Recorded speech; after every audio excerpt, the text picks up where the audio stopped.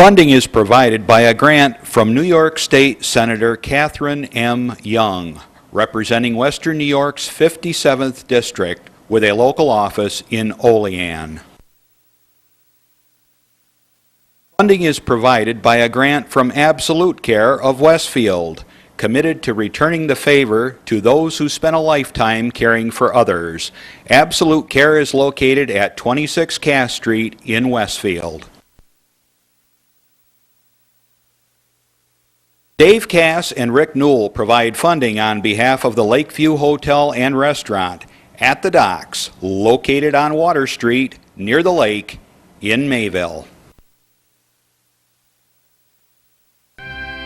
From the Access Channel 5 television studio in Mayville, it's Senior Report with Reed Powers. Join us live Saturday mornings between 9 and 10 a.m. in Fredonia, Mayville, and Silver Creek. Call in and share a thought or wish someone a happy birthday with Chautauqua County's only live on-air senior program.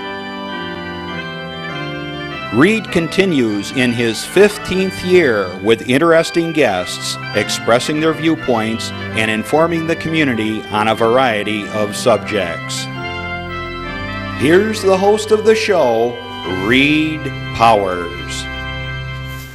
And good morning. What a beautiful day in Chautauqua County. The sun beaming down as we were going to get a little nip in the air, especially tonight. They tell us they might have a little frost.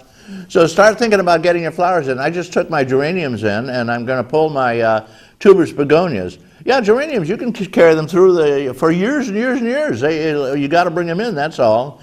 And there are different ways to do it. They tell you to put them in a brown bag or hang them upside down or these things. It's simple enough. I put them in little pots. I collect a bunch of pots. And you know, the little plastic pots, about a couple inches, 2-3 inches by 3 inches. And you toss them in that with a little bit of dirt, and you leave them upstairs out of sight by a window so they get some light. And you can put them on trays, and it's easy as could be. Every couple of 3 weeks, you give them just a little bit of water, and all of them will survive. And in the spring, you put them back in, and you'll be shocked because they lose all their leaves. Their leaves are burned right off immediately because they haven't had the real hot sun, and tempering them takes forever and ever. So you just stick them in. But they're a very hardy plant, and they regrow the leaves immediately, and they're nice, strong leaves, and they'll be blooming in a month. So you can carry your geraniums. Most people think they're just an annual. They leave them in the cemetery or in their yard and let them die. But no, they're wonderful. They go for years. I got some that are 10 years old. Same with tuberous begonias. I save my begonias. You take them and dry them up a little bit, and you take the bulb and you put it in some sand, in a little box with some sand, and let them sleep through the winter. And if you got plenty of room and not too many, just leave them right in the pot. Let them die and then leave them in the pot, and they'll sprout up in the spring. Begonias are just the most incredibly gorgeous plant. All right, enough of this stuff about gardening. Well, you know, that's one of the things a lot of us do. That's how I get a lot of my exercise. I don't have to go down to the gym and work out. I just do gardening, weeding, spading, planting, pulling, budding, feeding them, watering them. Hey, that's an exercise program in itself if you've got a pretty good-sized garden. And I have two. I have one at the cemetery, and I've got one in front of my house. In the front of my house, I can't grow anything. I found out the soil there is not good for some reason. I don't know what happened to it.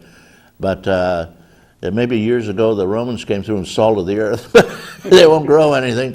And I put pots out. And the nice thing about pots is you can plant your plants in them. Then after they grow, you see what color they are. You can move them around and shape them, change them, or whatever you like. Okay. Enough about that. Let's see, I'm trying to see I always like to talk about the national news. Of course, there's very little that's really of interest, unless you're interested in what the movie stars are doing, who they're laying, and who they're getting, what drug they're taking, Lindsay and all those idiots that are always in the news. It's just, that's how they entertain America now. On news television, you hear about what's going on in Hollywood and who's cheating on who. Who cares about a war that's destroying our country? Huh? 2 wars. Iraq, Afghanistan. The stupidest war that anybody ever entered in Afghanistan. like every other conqueror that's gone in there, including the bankrupted Russians trying to control them, we will slide away with our tail between our legs, just as we did in Vietnam. It was an awful, God-forsaken mistake to go into Afghanistan. And of course, they're sending our kids home in body bags and in ambulances, where they're horribly and mortally wounded and losing limbs and everything.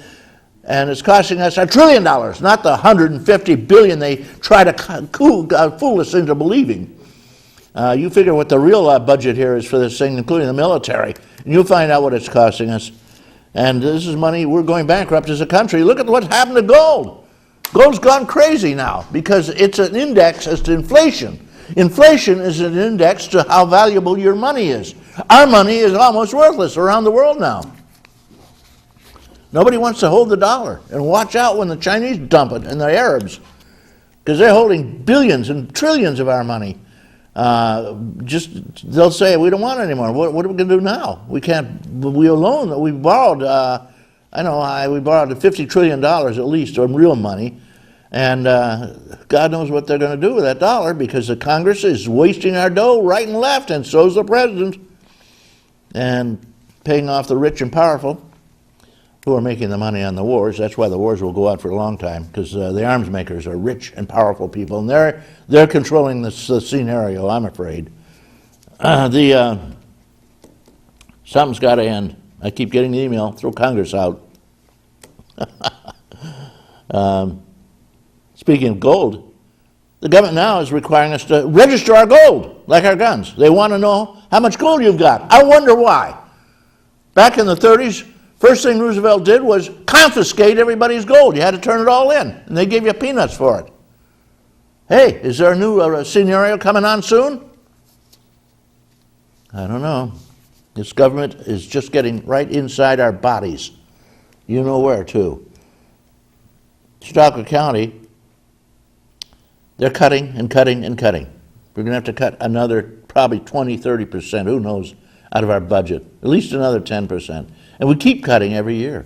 And there's less and less services. But the taxes keep going up. They kid us along, oh, we have no new taxes. But in the meantime, there's a whole lot of new buildings. They've reassessed. And so it's not a tax increase, it's just a reassessment. But you notice your taxes go up. And fees go up. Hey, Chautauqua County is the most highly taxed county in the United States, according to the local papers. They quibble with you as to what that means or whatever. We are paying horrendous taxes here for our incomes and for the property we have.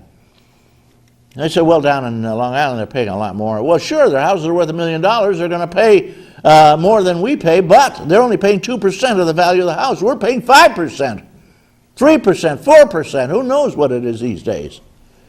It's got to stop, guys.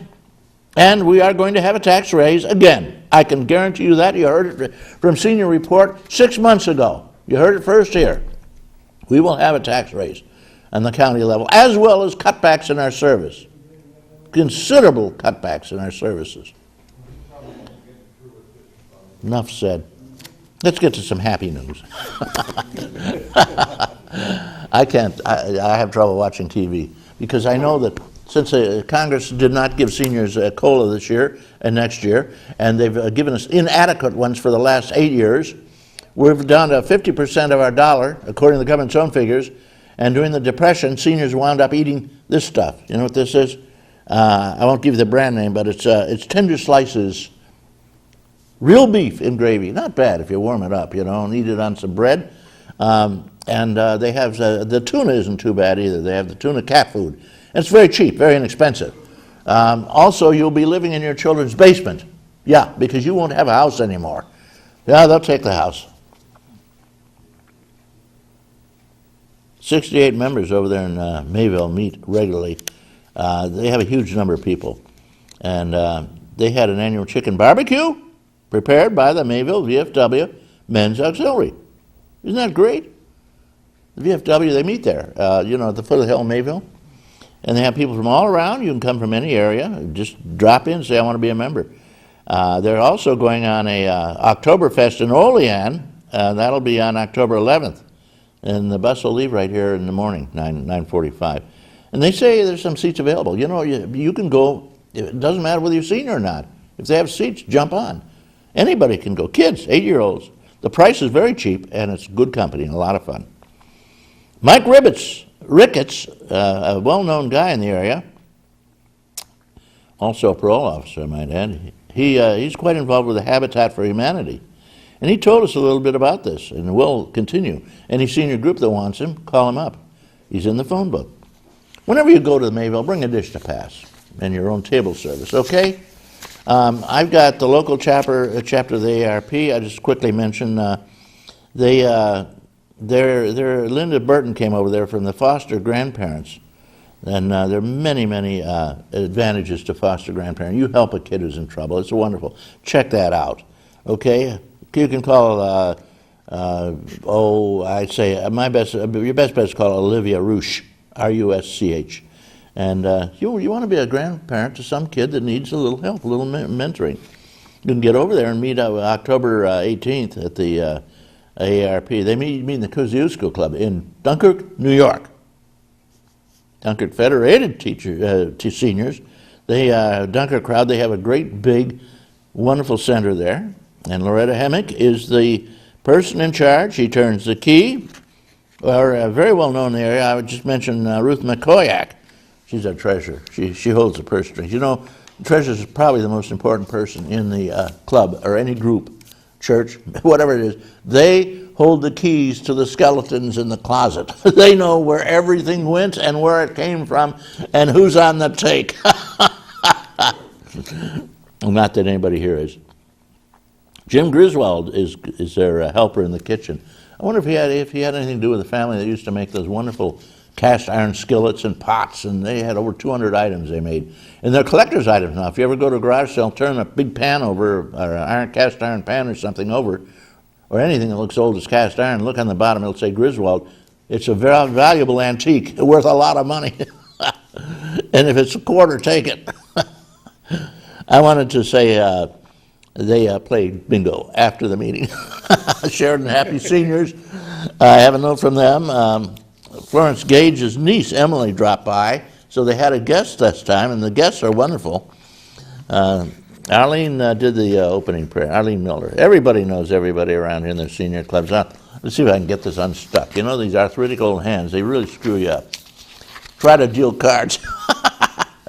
Program chairman is Bob Sudall, and he introduced Kathy Parks from CASA, like the house, C-A-S-A, and they meet right here in this building. This is the old school here in Mayville, where we now have a state-of-the-art studio. It's unbelievably beautiful. And they need kids to help out again. They need adults help out abused and neglected children, to give them a little bit of a brightness in their life, better lives. And they need volunteers. So you can get in touch with CASA at 2 Academy Street, right here in Mayville, New York, and the new school, old school, new new school, new old school. It's a beautiful high school that we used to have up here. You know where it is. They're going to take a trip to the Allegheny Casino. Of course, you know why they're going down there, not to check the Allegheny Museum or anything. They're going down there to play the wheel and the games of chance and the slots, the one-armed bandits. And remember, if they give you some free chips, use them. Hell, they're free, right? You paid for them, and if they give you a free ace or something, use it. But if you lose, walk away. Don't continue gambling. And if you win, walk away. Don't continue gambling. The only people who make money in a casino are the owners. Let's see. The Steger over in Dunkirk, they have a high-rise tent association. Very active group over there. Gordon Rayner, if you know him or want to check him out, he'll tell you all about it. And they have a church service there. They do a lot of great things. They having a Halloween party October 31st in the community room at 7 p.m. Wear your costume. Prizes will be awarded. Lots of money. They play bingo after the program. Next meeting over there at the Steger will be October 15th, and that's in the community room. They meet in the community room there at 5:30 p.m. And we have